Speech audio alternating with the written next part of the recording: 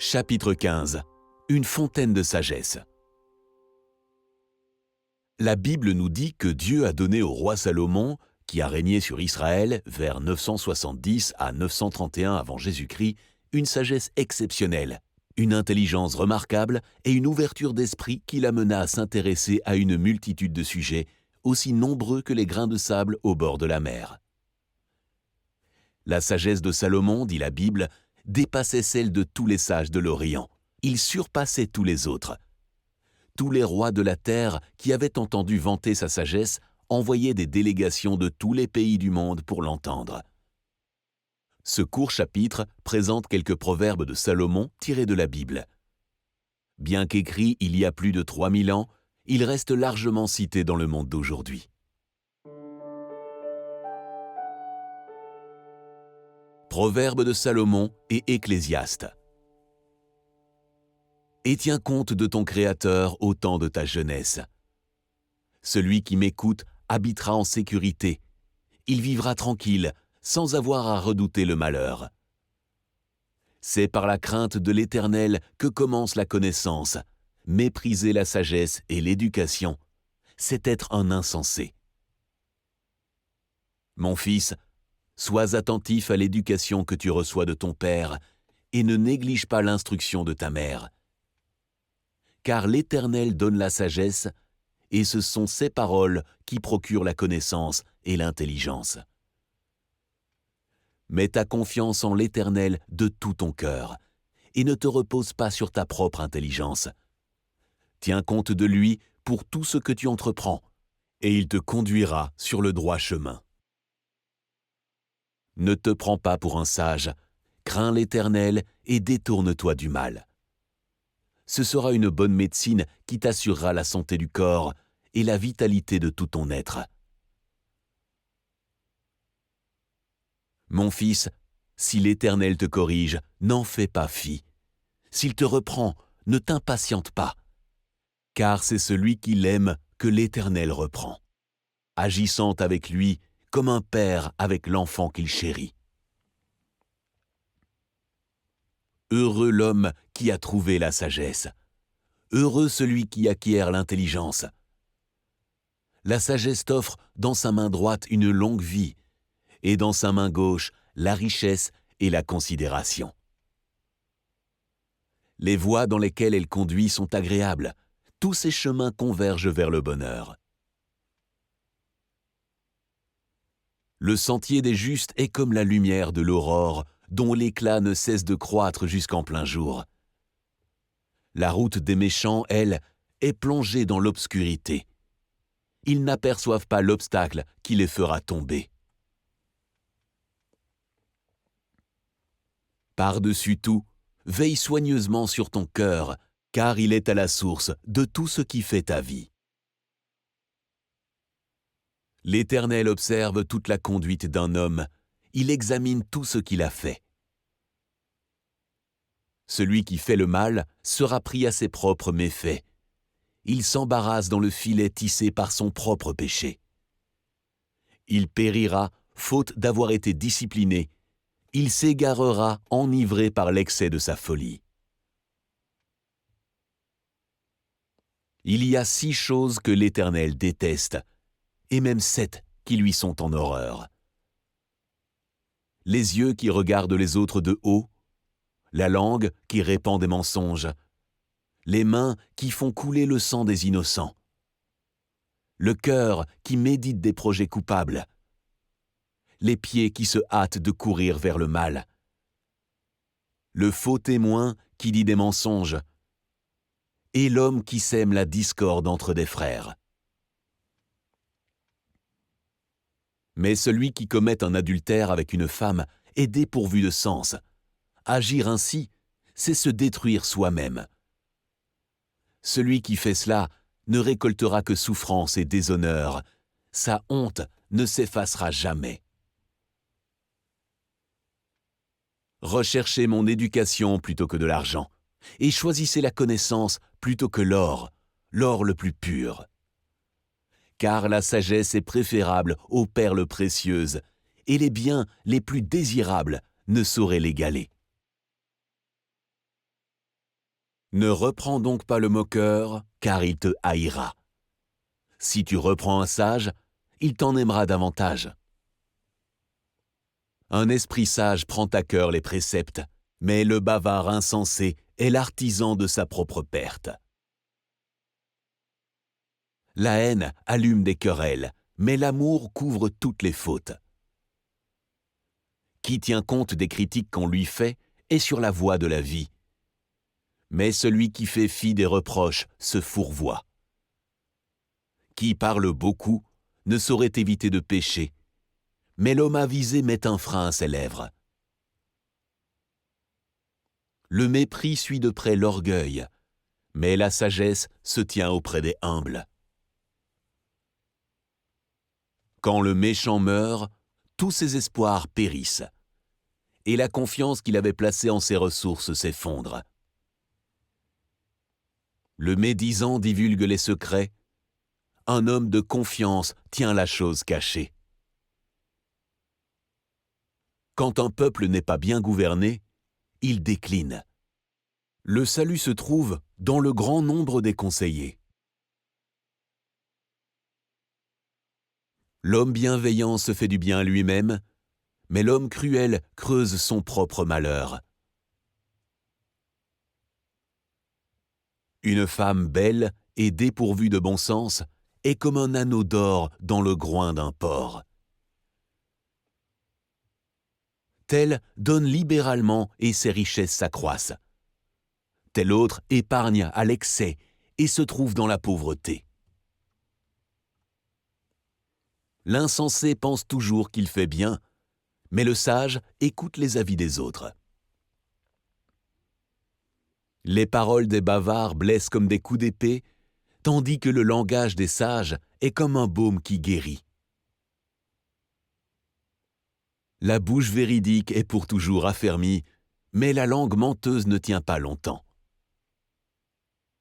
Qui fréquente les sages deviendra sage, mais qui fraie avec les insensés va au-devant du malheur. Qui refuse de châtier son fils ne l'aime pas. Qui l'aime le corrigera de bonne heure.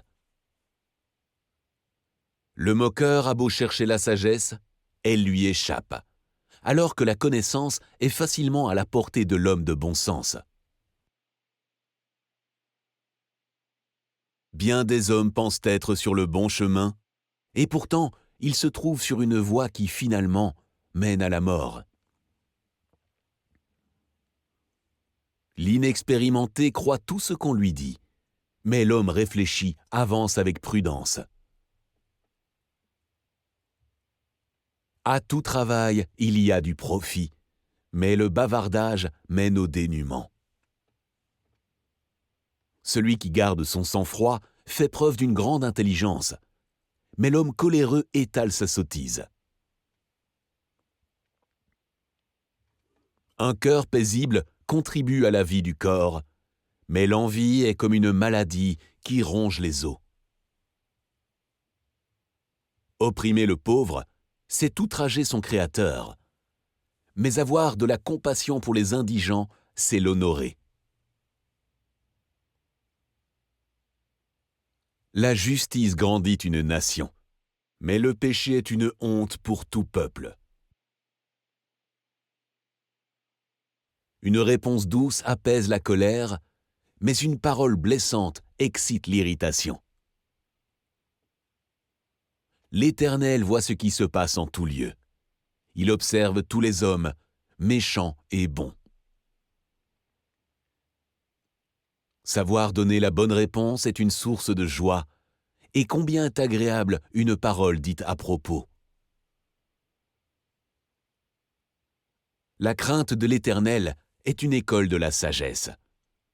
Avant d'être honoré, il faut savoir être humble.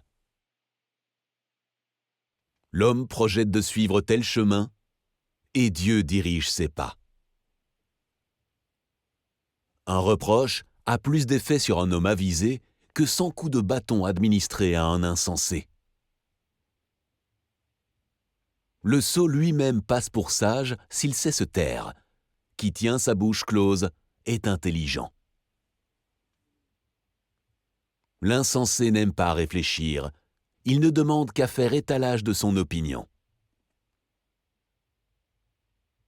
Qui répond avant d'avoir écouté, manifeste sa sottise et se couvre de confusion. L'homme qui se met dans une grande colère paiera une amende. Si tu l'en exemptes, tu l'incites à recommencer. Se tenir à l'écart des querelles fait honneur à l'homme, mais tout insensé s'y jette à corps perdu. Qui osera dire « J'ai purifié mon cœur, je suis pur de toute faute ».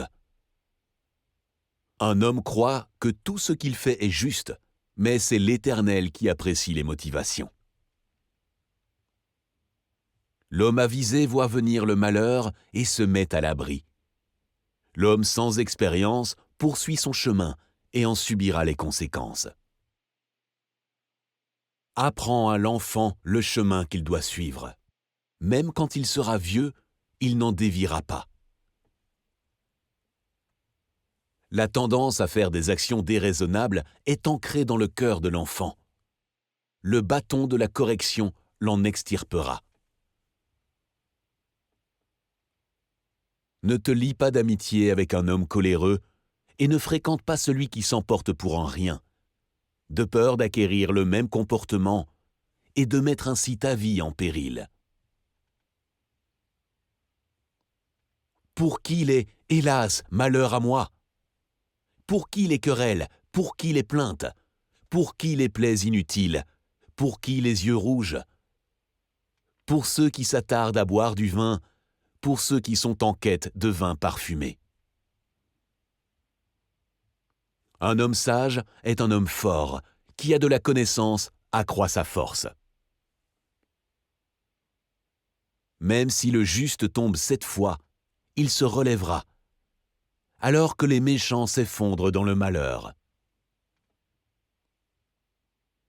Ne dis pas « je le traiterai comme il m'a traité ». Je rendrai à cet homme selon ce qu'il a fait.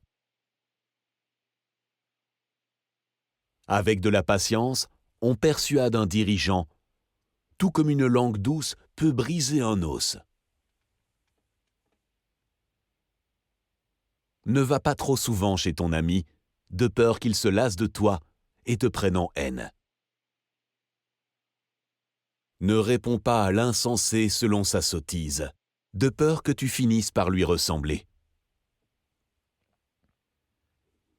L'insensé retourne à ses sottises comme le chien à ce qu'il a vomi.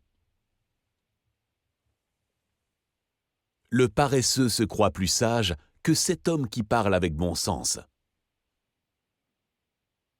Se mêler en passant d'une querelle qui ne vous regarde pas, c'est comme attraper un chien par les oreilles.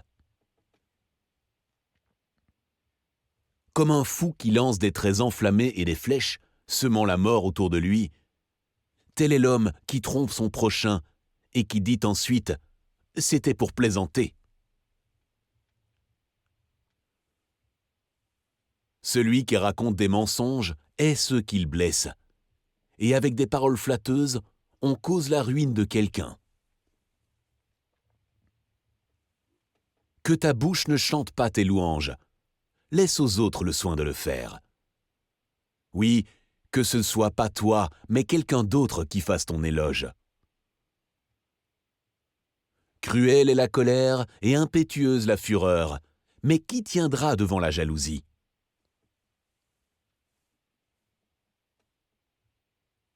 Une femme querelleuse est pareille à une gouttière percée qui ne cesse de couler un jour de pluie. Le fer s'aiguise par le fer, et le visage de l'homme s'affine au contact de son prochain. Le séjour des morts, le lieu des disparus, sont insatiables. De même, les yeux de l'homme ne sont jamais rassasiés. Le creuset épure l'argent et le four l'or, mais on juge l'homme d'après sa réputation. Les criminels prennent la fuite sans que personne les poursuive. Les justes sont confiants, comme un jeune lion. Qui cache ses fautes ne prospérera pas. Qui les avoue et les délaisse obtient miséricorde. Qui reprend son prochain gagnera finalement sa faveur, plutôt que l'homme au langage flatteur. Qui se raidit contre les reproches sera brisé soudainement et ne s'en remettra pas.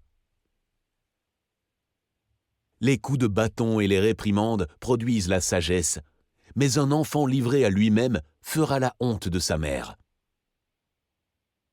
L'orgueil de l'homme le mène à l'humiliation, mais la modestie obtient les honneurs. La peur que vous avez des hommes tend un piège sous vos pas, mais l'Éternel protège celui qui se confie en lui. Mieux vaut être à deux que tout seul. On tire alors un bon profit de son labeur. Et si l'un tombe, l'autre le relève. Mais malheur à celui qui est seul et qui vient à tomber sans avoir personne pour l'aider à se relever. Un homme seul est facilement maîtrisé par un adversaire, mais à deux ils pourront tenir tête à celui-ci. Et une corde faite de 3 cordelettes tressées n'est pas vite rompue. Qui aime l'argent n'en aura jamais assez.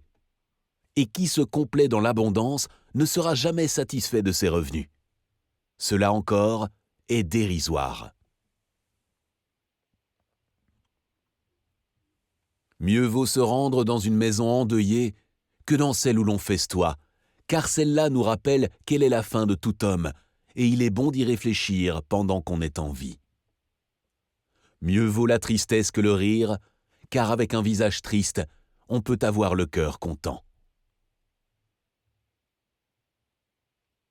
Mieux vaut écouter les reproches d'un homme sage que la chanson des insensés, car les rires de l'insensé sont comme le crépitement des épines sous une marmite. Cela aussi est vain. Je trouve qu'une femme est plus amère que la mort lorsqu'elle est un piège. Son cœur, un filet, et ses bras, des chaînes. Celui qui se comporte bien aux yeux de Dieu lui échappera, mais le pécheur s'y fera prendre. Parce qu'une sentence contre une mauvaise action n'est pas vite exécutée, le cœur humain est porté à faire beaucoup de mal. Il n'y aura pas de bonheur pour le méchant, et semblable à l'ombre, il ne verra pas ses jours se prolonger parce qu'il ne craint pas Dieu. La sagesse vaut mieux qu'un équipement militaire, mais un seul pécheur peut anéantir beaucoup de biens. Les mouches mortes gâtent et font fermenter l'huile parfumée. Un brin de folie a plus d'effet que la sagesse et l'honneur. Car que retire l'homme de tout son labeur et de toutes ses préoccupations pour lesquelles il s'est donné tant de peine sous le soleil? Ses journées lui apportent bien des maux, ses occupations lui occasionnent bien des souffrances.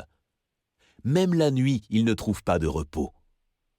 Cela aussi est déplorable. Voici la conclusion de ce discours, maintenant que tout a été entendu. Crains Dieu et obéis à ses commandements, car cela vaut pour tout homme. En effet, Dieu prononcera son jugement sur toute œuvre, même celles qui ont été accomplies en cachette, les bonnes et les mauvaises.